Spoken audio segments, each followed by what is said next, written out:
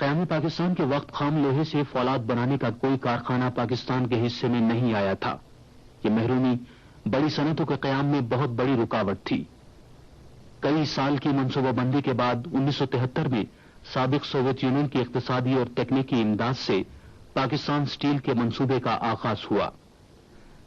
چند برس کے اندر اس منصوبے نے تکمیل کے مراحل طے کر کے پیداوار شروع کر دی اور پاکستان میں پہلی بار بڑے پیمانے پر فولاد بنانے کا کام شروع ہوا. پاکستان اسٹیل میں فولاد کی سالانہ پیداوار 12 لاکھ ٹن سے زائد ہے. فولاد بنانے کے عمل میں جو اجزاء باقی رہ جاتے ہیں انہیں سلیگ کہتے ہیں. پاکستان اسٹیل ہر سال 3 لاکھ ٹن سے زائد سلیگ بھی مہیا کرتا ہے.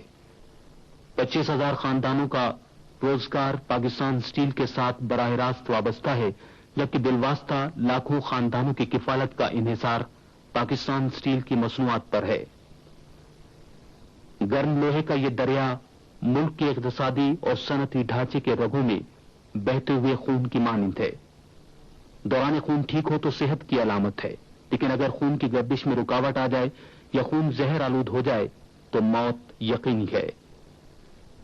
قومی معیشت کی رگوں میں خون کی بجائے زہر اتارنے کا عمل کرپشن کے اس کلچر کا ایک پہلو تھا جو گزشتہ حکومت کے دور میں پھلا پھولا. عثمان فاروقی کرپشن کے اس کلچر کا علامتی پیکر ہے جس نے پاکستان اسٹیل کو 700 کروڑ روپے کا نقصان پہنچایا. اس قومی ادارے کی کارکردگی اور ساکھ تباہ کر دی اور ملکی معیشت کو کھوکھلا کر دیا. عثمان فاروقی معاشرے کا عجیب و غریب کردار ہے جس کی زندگی کے ہر پہلو پر جال سازی اور بدعنوانی کی چھاپ دکھائی دیتی ہے. اس کی تعلیمی حیثیت سرے سے مشکوک ہے. اس نے نوکری کے حصول کے لیے میٹرک کی جو سند پیش کی مبینہ طور پر اس میں بھی جال سازی کی گئی تھی. ہاں، عثمان فاروقی نے آٹو موبائل کا ایک ڈپلوما کہیں سے ضرور حاصل کیا تھا اور یہی اس کی فنی مہارت کی صنعت تھی. یوں تو عثمان فاروقی نے MBA اور PhD کی ڈگریاں بھی اپنی فائل میں لگوا رکھی تھیں جن کے بارے میں تحقیقات سے پتہ چلا کہ یہ اسناد امریکہ کے ایسے فراڈ اداروں کی تھیں جو تھوڑے سے پیسے لے کر نام نہاد ڈگریاں بانٹتے ہیں جنہیں نہ تو دنیا میں کہیں تسلیم کیا جاتا ہے اور نہ ہی جن کی کوئی وقت ہے. عثمان فاروقی کی تعلیمی اہلیت اور ڈگریوں کے بارے میں کئی بار تحقیقات ہوئیں لیکن ہر بار معاملہ دبا دیا گیا کیونکہ اس کے بڑے بھائی سلمان فاروقی بااثر عہدوں پر فائز ہوتے تھے. عثمان فاروقی نے کچھ عرصہ ایک ملٹی نیشنل پیٹرولیم کمپنی میں بھی نوکری کی لیکن مبینہ طور پر تیل کے خالی ڈرم چوری چھپے بیچنے پر اسے نوکری سے نکال دیا گیا. درحقیقت بدعنوانی عثمان فاروقی کے رگ و ریشے میں رچی بسی تھی. شاید اسی خوبی کی بنا پر اسے 5 دسمبر 1995 کو پاکستان اسٹیل کا قائم مقام چیئرمین مقرر کیا گیا. عثمان فاروقی نے جس وقت قائم مقام چیئرمین کا عہدہ سنبھالا اس کے فوراً بعد نادر شاہی حکم کے ذریعے پاکستان بھر کے 1700 ڈیلر کی ڈیلرشپ منسوخ کر دی، جبکہ یہ ڈیلرز پاکستان کی مروجہ قانون کے تحت NTN نمبر، نیشنل شناختی کارڈ نمبر اور دکانوں اور مکانوں کے صحیح ایڈریسز اور سیکورٹی ڈپازٹ دینے کے باوجود ہماری سمجھ سے باہر ہے کہ انہوں نے ان کی ڈیلرشپ کیوں منسوخ کر دی. جن لوگوں نے انہیں روپے پیسے دیے ان کی ڈیلرشپ کو بحال کیا اور انہیں 80 ڈیلر کا ٹائٹل دیا، اور جن لوگوں نے اسے روپے پیسہ دینے سے انکار کیا ان کو انہوں نے جعلی ڈیلر قرار دیا.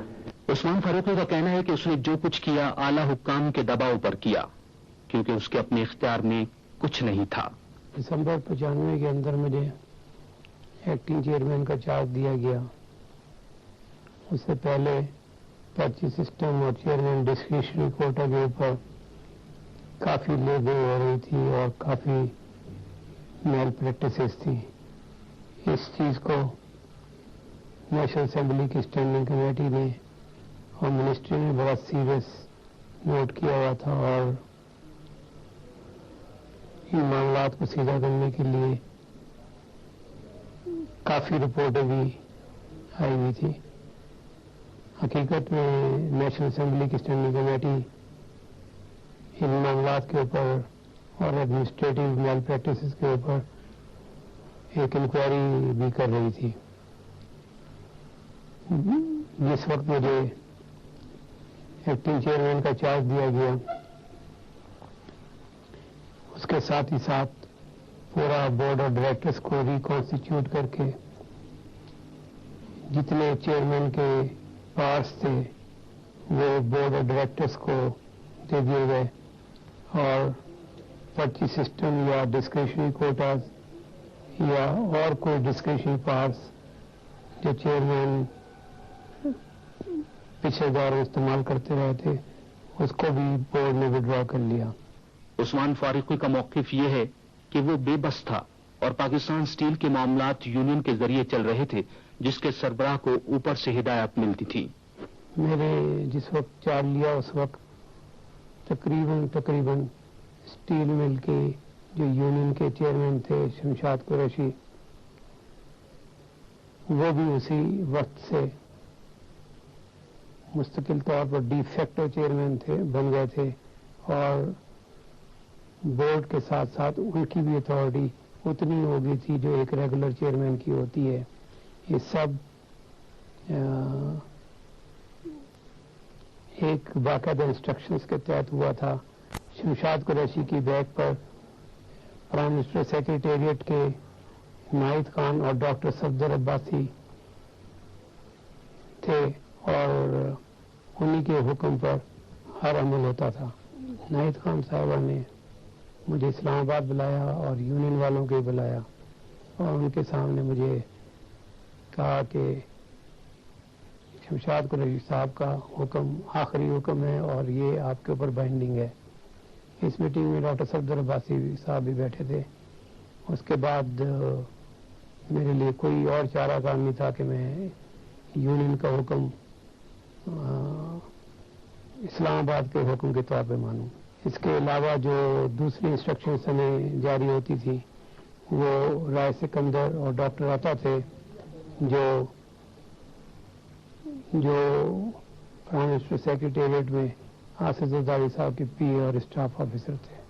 وہ اپنی ذاتی حیثیت میں تو کوئی آرڈر میرے خیال میں نہیں دے سکتے تھے، تو جو بھی انسٹرکشنز ہوتی تھی وہ ان کے باس کی طرف سے ہوتی تھی، یعنی آصف زرداری صاحب کی طرف سے۔ تو جو بھی انسٹرکشن یہ دونوں حضرات پاس کرتے تھے ہم اس کو یہی کنسیڈر کرتے تھے کہ آصف زرداری صاحب کی انسٹرکشنز ہیں۔ حقیقت یہ ہے کہ عثمان فاروقی اور شمشاد قریشی کا گٹھ جوڑ تھا۔ دونوں ایک دوسرے کے مفادات کا تحفظ کرتے تھے اور اسلام آباد میں اپنے سرپرستوں کو خوش رکھنے کے لیے ہر جائز ناجائز کام کر گزرتے تھے۔ شمشاد قریشی نے ذاتی طور بھی ضرور بہت فائدہ اٹھایا۔ ان کی اپنی 4-5 ڈیلرشپس تھیں جو ان کے برادر ان لا انور قریشی چلاتے تھے۔ ان کے ذریعے ان کے جو بیک کرنے والے تھے پرائم منسٹر سیکریٹریٹ میں، انہوں نے بھی فائدہ اٹھایا ہوگا، اس میں کوئی شک کی بات ہونی نہیں چاہیے۔ شمشاد قریشی کے اثر و رسوخ کا اندازہ اس بات سے لگایا جا سکتا ہے کہ وہ گاہے بگاہے مختلف وفاقی وزراء اور سندھ کے سابق وزیر اعلیٰ سید عبداللہ شاہ سے ملتا رہتا تھا۔ پاکستان اسٹیل سی بی اے کے آج رکن وفد نے جناب شمشاد قریشی کی قیادت میں کراچی میں سندھ کے وزیر اعلیٰ سے ملاقات کی۔ سندھ کے سابق وزیر اعلیٰ کے ساتھ شمشاد قریشی کی یہ ملاقاتیں یونین کی سرگرمیوں کے سلسلے میں تھیں یا ان کے پس پشت کچھ اور مقاصد کار فرما تھے؟ مجھے یاد پڑتا ہے کہ بلاسٹ فرنس کی ریپیئر کا، جس کو ہم لوگ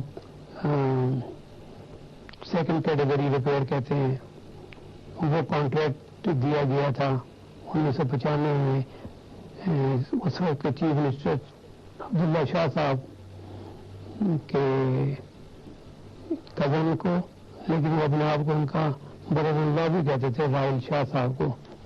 یہ راحیل شاہ صاحب بعد میں Karachi water and sewerage board کے چیئرمین بھی لگے۔ اس کیس کے اندر میری نالج کے مطابق انسٹرکشنز اسلام آباد میں پرائم منسٹر سیکریٹریٹ سے بھی آئی تھی اور منسٹری نے بھی اس کے لیے کہا تھا۔ وزیر اعلیٰ اور وفاقی وزراء کے ساتھ تعلقات بنانے کے لیے صرف شمشاد قریشی ہی دوڑ دھوپ نہیں کرتا تھا، عثمان فاروقی بھی وفاقی وزراء کو مدعو کرنے کا کوئی موقع ہاتھ سے نہیں جانے دیتا تھا۔ قیام پاکستان کے وقت خام لوہے سے فولاد بنانے کا کوئی کارخانہ پاکستان کے حصے میں نہیں آیا تھا. یہ محرومی عہدیدار پاکستان اسٹیل سے ناجائز فائدہ اٹھانے کے لیے عثمان فاروقی اور اس کے ساتھیوں سے میل ملاپ رکھتے تھے اور وقتاً فوقتاً ان پر دباؤ ڈلواتے رہتے تھے. ایک پروجیکٹ تھا لیکوڈ امونیا کا پلانٹ کا، جس کی قیمت تقریباً 1 کروڑ روپے تھی. یہ جرمن کمپنی سپلائی کر رہی تھی، لیکن اس کے جو لوکل ایجنٹس سے منیر عطا اللہ اور طفیل شیخ صاحب تھے. ان دونوں حضرات کا جو تعلق حافظ زرداری صاحب سے تھا، اس کے متعلق کچھ کہنا کی گنجائش ہو جاتی کہ ہر کسی کو اس کنیکشن کا پتہ ہے. اسی طرح ڈاکٹر شیر افغان جو منسٹر تھے پچھلی گورنمنٹ میں، وہ خود ڈولومائٹ ایک پتھر ہوتا ہے جو آئرن میکنگ میں استعمال ہوتا ہے، اس کی سپلائی کا اور اس کی ٹرانسپورٹیشن کا کانٹریکٹ لیتے تھے، اور اس کو حاصل کرنے کے لیے وہ اپنا خود کا پریشر بھی استعمال کرتے تھے، اور اسلام آباد میں ریپس کا بھی پریشر استعمال کرتے تھے. عثمان فاروقی نے سب سے زیادہ دھاندلی پرچیز اور مارکیٹنگ کے شعبوں میں مچائی. پاکستان اسٹیل میں استعمال ہونے والی چیزیں مارکیٹ ریٹ سے بہت زیادہ قیمت پر خریدی جاتی یا صرف کمیشن لینے کی خاطر ایسی اشیاء خرید لی جاتی جن کی سرے سے ضرورت ہی نہیں تھی. لیول انڈیکیٹر 56 لاکھ روپے کے حساب سے خریدا گیا، جبکہ کچھ عرصہ پہلے یہی آئٹم 16,000 روپے میں خریدا گیا تھا. صرف اس ایک مد میں پاکستان اسٹیل کو 3 کروڑ روپے کا نقصان پہنچایا گیا. 4 کروڑ 33 لاکھ روپے کے کمپیوٹر خریدے گئے جو مارکیٹ میں صرف 30 لاکھ روپے میں دستیاب تھے. فیرو الائس مہنگے نرخوں پر ضرورت سے کہیں زیادہ مقدار میں خریدے گئے. اسی طرح بیلنگ پریس خریدا گیا جس کی ضرورت ہی نہیں تھی. مارکیٹنگ کے شعبے میں بدعنوانی کا اندازہ صرف اس ایک بات سے لگایا جا سکتا ہے کہ 16,000 metric ton and cuts market سے کہیں کم نرخ پر بیچے گئے، جس سے پاکستان اسٹیل کو 23 کروڑ روپے کا نقصان ہوا. ایک اور افسوسناک سودا سلیب اور پگ آئرن یعنی خام لوہے کی درآمد کا تھا. خام لوہا منگوانے کا کیس متعلقہ وزارت نے مسترد کر دیا تھا، لیکن عثمان فاروقی کے کہنے پر یا در پردہ کسی اور کے اشارے پر سابق وزیر اعظم محترمہ بینظیر بھٹو نے اپنے مشیر خزانہ کے مشورے کو بھی نظر انداز کرتے ہوئے کابینہ کی اقتصادی رابطہ کمیٹی کے اجلاس میں اس کیس کی منظوری دے دی. قواعد و ضوابط کی خلاف ورزی کرتے ہوئے جو خام لوہا باہر سے منگوایا گیا وہ چوری چھپے زیادہ قیمت پر مارکیٹ میں بیچ دیا گیا. اس طرح پاکستان اسٹیل کو 300 کروڑ روپے کا نقصان پہنچایا گیا. عثمان فاروقی اور اس کے ساتھیوں کی بدعنوانی کے خلاف اگر پاکستان اسٹیل کا کوئی افسر یا اہلکار آواز اٹھانے کی کوشش کرتا تو اس کا ناطقہ بند کر دیا جاتا.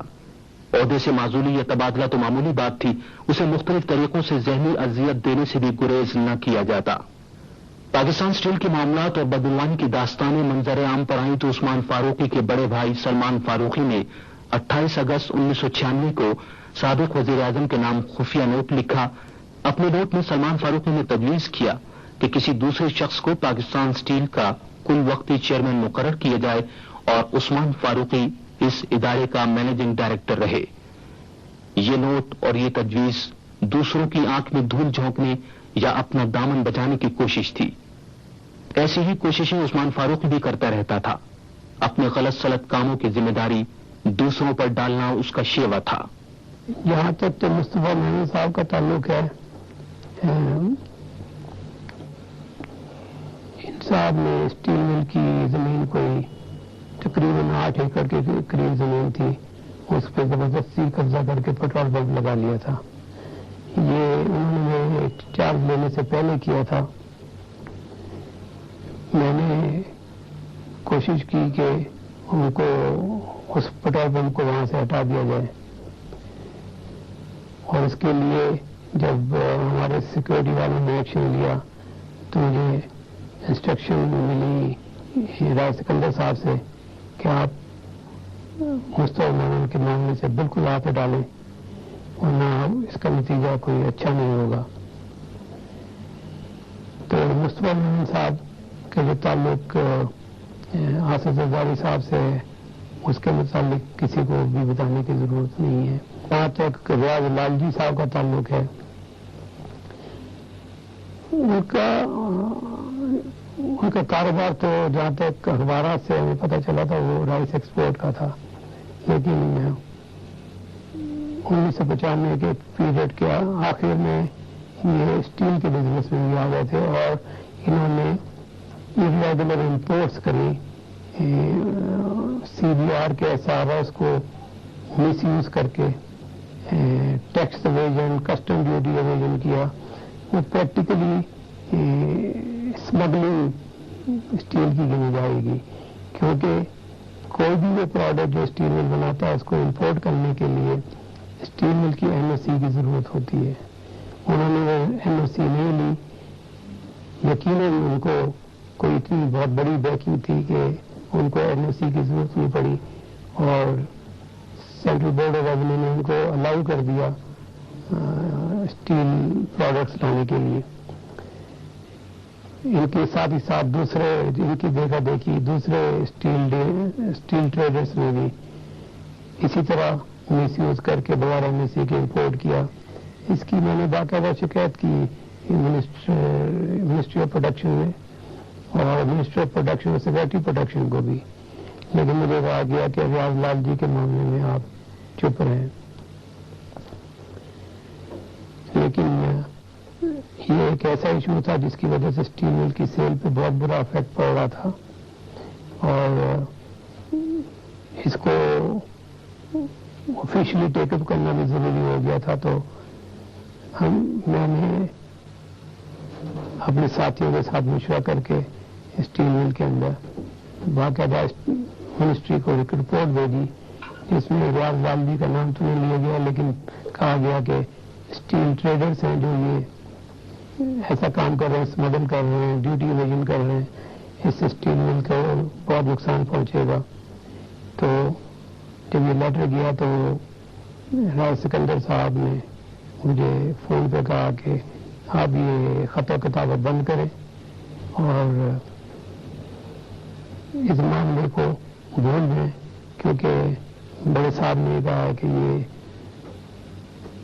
ریاض لال جی کے لیے کسی پرمیشن کی ضرورت نہیں ہے۔ تو میرے پاس اس کے علاوہ کوئی چارہ نہیں تھا کہ میں اس پہ خاموشی اختیار کر لیتا۔ حقیقت یہ ہے کہ اقتدار کے مرکز کے ساتھ اپنے رابطوں پر عثمان فاروقی کو بڑا ناز تھا۔ وہ ترنگ میں ہوتا تو سابق وزیر اعظم محترمہ بینظیر بھٹو کا ذکر کرتے ہوئے انہیں بھابھی اور آصف علی زرداری کو دولا بھائی کہتا۔ وہ کھلے عام یہ بھی کہتا ہے کہ مجھے پاکستان اسٹیل کا قائم مقام چیئرمین اس لیے لگایا گیا ہے کہ میں آصف علی زرداری کو ہر مہینے 10 کروڑ روپے ادا کروں۔ عثمان فاروقی سب کچھ آصف زرداری کے بہا پہ کرتے تھے اور اس عمر کا برملا اعلان کرتے تھے کہ جب تک بے نظیر کی حکومت قائم ہے اور آصف زرداری کا راج ہے میرا کوئی کچھ نہیں بگاڑ سکتا۔ واقعی اس دور میں عثمان فاروقی کا کوئی کچھ نہ بگاڑ سکا۔ بگڑا تو پاکستان اسٹیل کا جسے 700 کروڑ روپے کا نقصان اٹھانا پڑا۔ بگڑا تو ان 25,000 خاندانوں کا جن کا روزگار پاکستان اسٹیل سے وابستہ ہے۔ بگڑا تو ان لاکھوں افراد کا جن کی معاش کا بالواسطہ انحصار پاکستان اسٹیل کی مصنوعات پر ہے۔ احتساب سیل بدعنوانی، کرپشن اور قومی خزانے کی لوٹ مار کے اس کیس کی تحقیقات مکمل کر چکا ہے اور مقدمہ عدلیہ کے سپرد کیا جا رہا ہے۔ قوم منتظر ہے کہ ملکی معیشت کے بنیادی ڈھانچے کو تباہ کرنے والے مجرموں کو کیسی عبرتناک سزا ملتی ہے۔